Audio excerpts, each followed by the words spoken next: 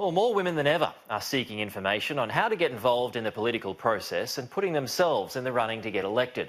A conference will get underway in Sydney today, bringing together MPs and women, hoping to make a future in politics. Joining me now is WFAA Chief Executive Lucia Heath, who ran as an independent candidate in the 2018 Wentworth by-election. Lucia, thanks so much for your time this morning. So what do you hope comes out of this meeting, of this conference that will take place this weekend?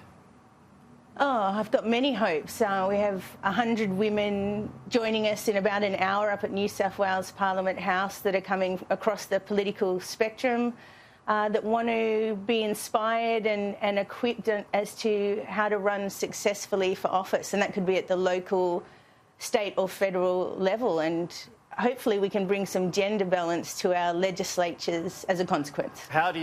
What do you say to women who want to get involved in politics? I mean, what's the advice on how to be successful? Well, there's many tiers to it. I think something that we should all be conscious of is the fact that actually more and more women have been running for office over the last decade, but they haven't been having success in Australia.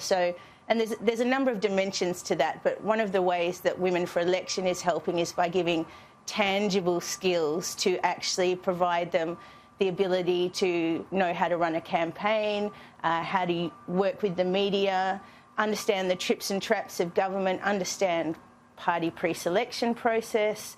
If you're going to run for a party, how would you do it if you're going to run as an independent? So it's about making what is currently quite an opaque process more transparent. It's a tough game, as you know. So do you have to be a certain person to want to get in the game to start with? That's a good question. I think you have to be a resilient person. I don't think we should gild the lily that it's necessarily for everyone. And the people that attend our events are from a different spectrum. And what I mean from that is some know they want to run and they want to run next week. Others think, well, maybe this is something I want to do in 10 years' time, and they're gathering information now. Some women that come along are self-aware and know that they don't want to run, but they really want to understand more about how they can engage in the process and how they can help another woman successfully run. So, I mean, you just mentioned some of the tips. What are some of those tips that you would suggest? And, not just how to get involved in the local scene, but also how to deal with the media, for instance. Yeah, well, there's workshops that we run on how, we do role-playing. We have Jenna Price, a wonderful journalist, coming in speaking with us today about how to present in front of the media, how you would do that if you were running a local government campaign, and how that changes if you're running in a federal seat. I think one of the things that we're trying to do the most is just get women to feel confident to step forward in the first process, because do you know that it actually, on average, takes 3 times. You have to have a crack 3 times before you would get elected. Right. And that's the same for men. So we often find that women are there saying, I really want to step in and I want to do this, but I don't think I have all the skills yet to win. But as soon as that we can kind of let them understand, look, you almost certainly aren't going to win the first time you run. Well, treat it as an interview, learn from the process and keep going, but step forward now. You've got nothing to lose. Yeah, well, I mean, Lucia, you were, ultimately unsuccessful in your battle for Wentworth. I mean, that was out of the ordinary, that one. It was such an intense time after yes. Malcolm Turnbull stepped aside. What did you learn about that experience?